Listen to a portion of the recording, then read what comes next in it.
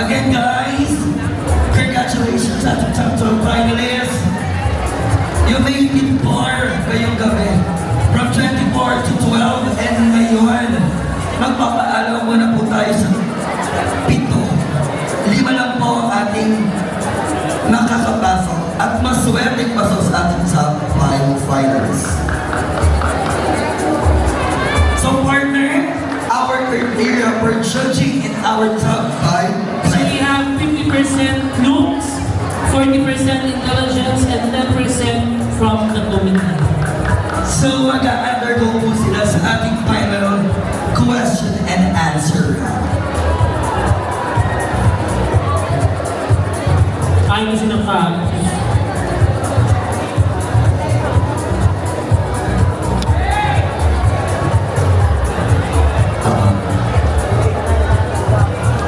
From top 5 finalists, ang hina, are you ready? From top 5 finalists, nasa akin na po mga kamay ang ating maswerteng 5 candidates na mag-move forward sa ating top 5 finalists. Once again, candidates, congratulations! All of you did a great job tonight, but 5 lang po ang uusod at mag-move forward sa ating top 5 finalists. Starter candidate number Please step forward.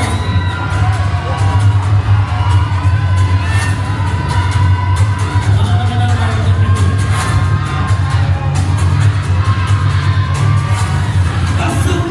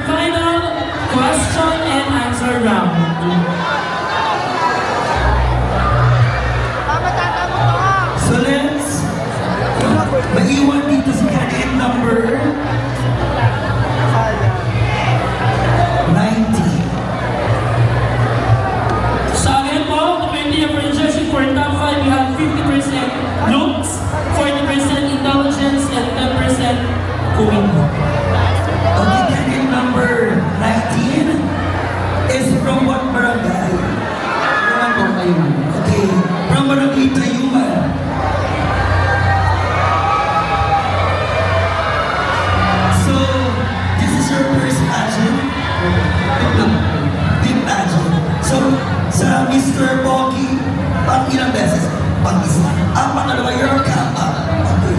Pang isang saan ba lang? Okay. So candidate number 19, here's your wala ka.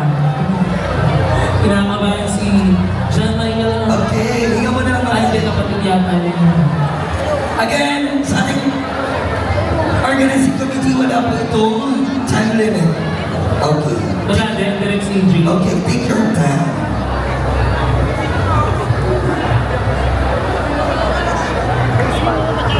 Again, our criteria for judging in our top 5 finalists, 50% looks, 40% intelligence, and 10% comment.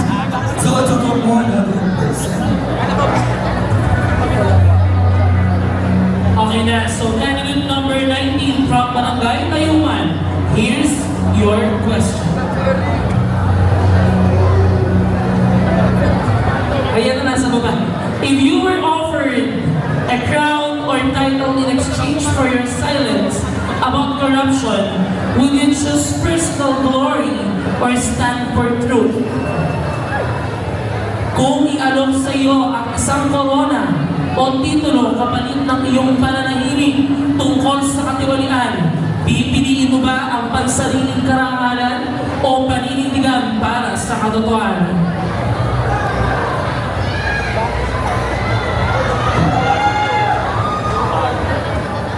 Ang korupsyon ay karaniwan sa ating bansa. Pero bilang kabataan,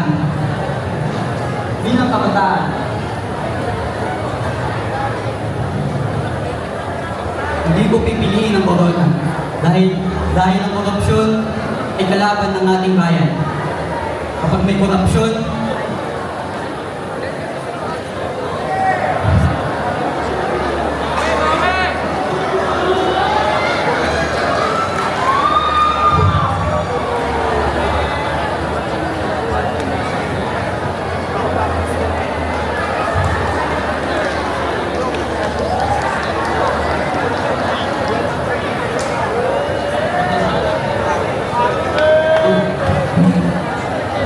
ang korupsyon ay karaniwan sa ating bayan.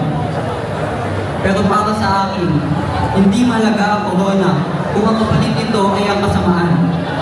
Dahil ang korupsyon ay kalaban ng ating bayan. At mananatiling kalaban habang ang mga nakaupo ay nananahimik lamang. Thank you so much, candidate number 19. And now let's proceed with our candidate number 18. 18 po. Candidate number 18.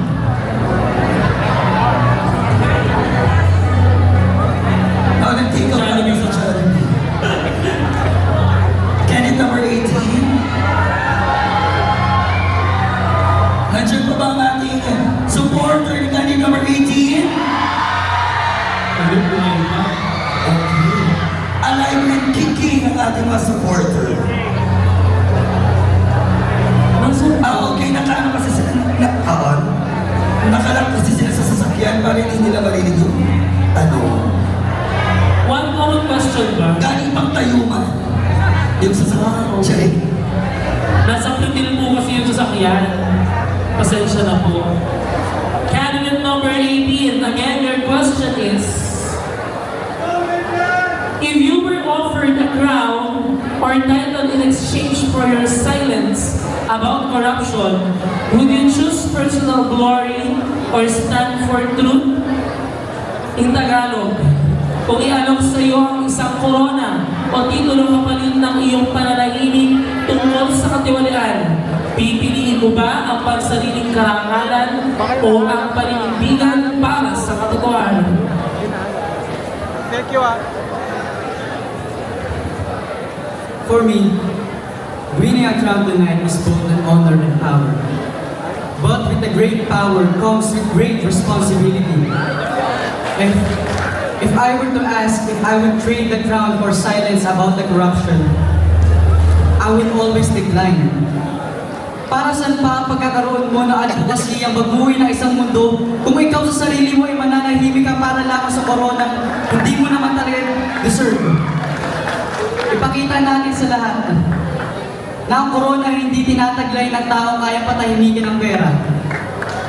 Bagkus, ang tunay na pogi ay kayang sumigaw, kayang ipaglaban ang kanyang nasasakupan. Dahil ay tunay na panalo, makikita mo sa bawat ngiti ng mga mamamayan. Maraming salamat po. Thank you so much, candidate number 18. Kala ko, tunay na patalo. Yung nasa puso ko. Okay, let's proceed to candidate number 7. Okay, sa ating mga audience, please, opo, pasuyo lang po pag nasagot po ang ating mga candidates. Please, bear with us. Kaunting katahimikan po para po maintindihan ng mga judges ang sagot ng ating candidate. Okay? 7 po. Ulitin po namin magagalit po ng reveal, kaya po. Candidate number 7.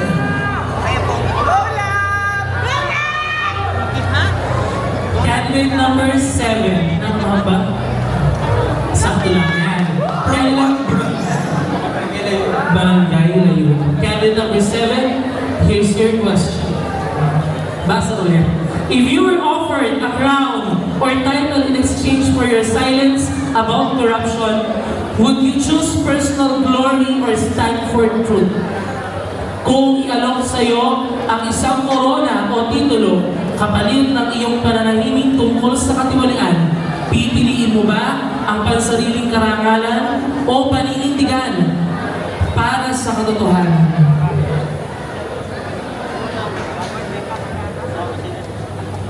Thank you for that wonderful question. I were given a chance to have the crown in exchange for the silence about the corruption affecting our country, I would never accept it. Accepting it would mean giving up the opportunity to fight for what's right or to be the voice of those victimized by our cruel system. I should be, and I will be a living embodiment of Jose Rizal's saying, ang kabataan ay ang pag-asa ng bayan. No amount of money, no shiny thrones or crowns, and no one would silence me and make me endure or tolerate those people who are part of the corrupted system. Because I believe a crown is a symbol of integrity and leadership. A crown should not come at the cost of the truth. And if I were given an honor to wear the Mr. Pogi Binangonan 2026 crown, I would use it to advocate for accountability, integrity, and also a future where every Filipinos can speak freely and be heard. Because I believe that a true crown is earned not through silence, but through standing and fighting for what is right. And I thank you.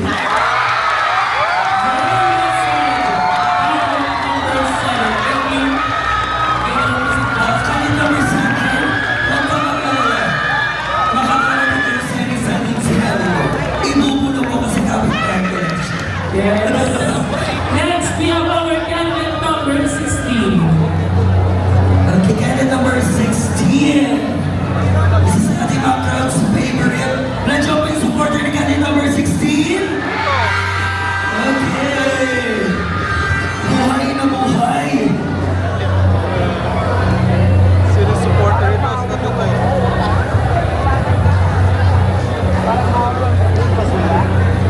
Napapapalapang natin mga judges sa ating mga candidates. Ayan. Hello, candidate number 16. Promote barangays, candidate number 16.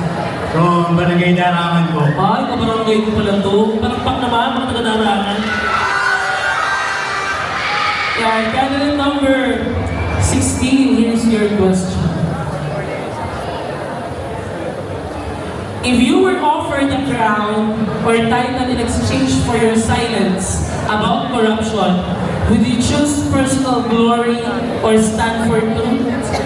Kung ialok sa iyo ang isang korona o titulo kapalit ng iyong pananahimik tungkol sa katiwalian, pipiliin mo ba ang pansariling karangalan o ang paninindigan para sa katotohanan?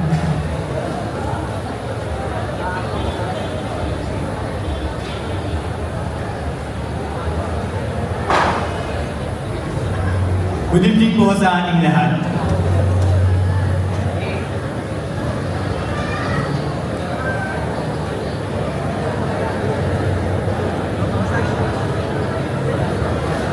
Ang pipiliin ko po ay panindigan para sa katotohanan. Especially sa korupsyon po ngayon sa Pilipinas. About po sa blood control. Sa mga namumuno po sa atin, narapat lamang po nila panagutan kung ano ang pinangako nila sa atin. At huwag nila gamitin ang kanilang pwesto para sa sariling kapakanan. Bagkos, gamitin nila ito upang mapaunlad ang kabataan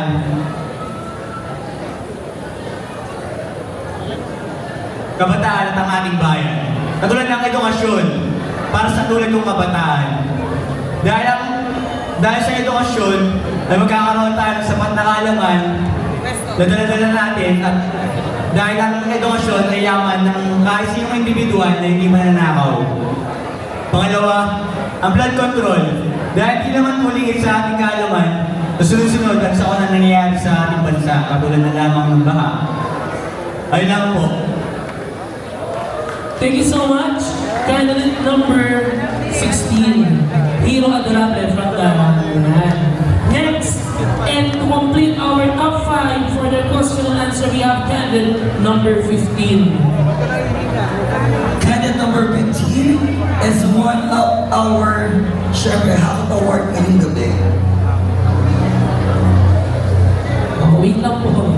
Magagalit ng Pretil. Nasa Pretil kasi yung bag. Saan po ba tayo birthday, sir? Dok, Oo, sa kanila. Tapos kayo pa naman ka.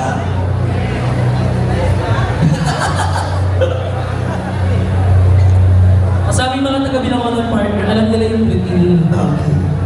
Ayun na si candidate number 15.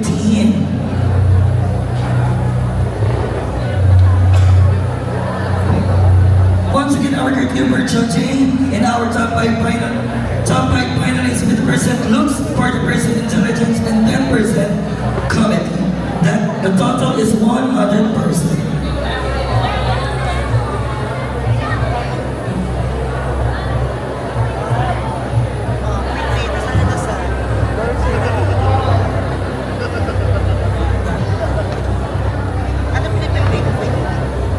Okay. Ayun, nagkano pang birthday? Fresh ni ayaw. Binahagan.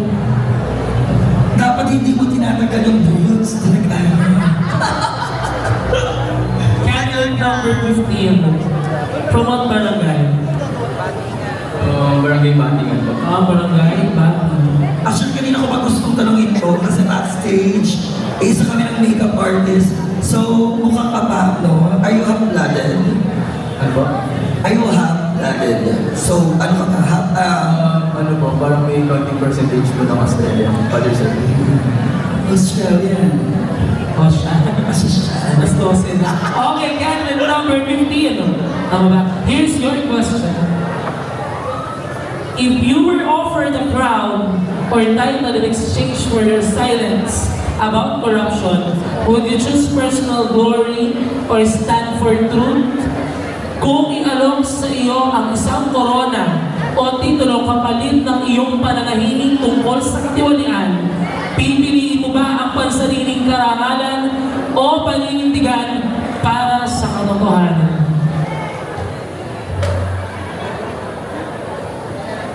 Kung bibigyan po ako ng pagkakataon na mamili, bibigyan po ako ng korona kapalit ng katahimikan na korona na sumisimbolo sa kapangyarihan, ngunit ako'y tatahimik pa dahil sa mga korupsyon. Ang pipiliin ko po ay ang may boses. Dahil alam ko po sa sarili ko na kapag may boses ang tao at ay ito po ay sumisimbolo sa kapangyarihan, lalong-lalo na kapag nagtulong-tulong pa tayong mga kabataan at tayong mga nasa isang komunidad at tayo nasa isang bansa. Malalabanan natin ang gobyerno ng matataas ang posisyon dahil sa ating mga boses na ito ay sumisimbolong kapangyarihan. Yun lamang po, maraming salamat. Thank you so much, candidate number 15. So there you have it, ladies and gentlemen, our final